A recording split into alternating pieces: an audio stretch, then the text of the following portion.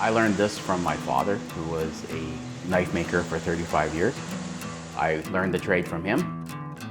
We just grew up with knife making. I don't feel I'm a super artistic person. I can't paint, I can't draw, anything like that. But with knives, that's an outlet for me. My name's Grant Schiller, and I am a custom knife maker here in Caregiver.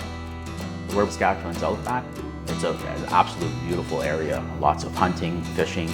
We draw people from all over Saskatchewan and really the whole world. Hunting and fishing knives are something I can build that go along with their passion. It's a feeling that you just can't explain.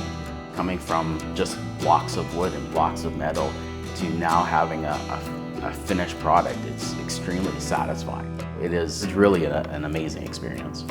My father, he had to learn everything the hard way. Very hard to find information. His passion was also to teach others.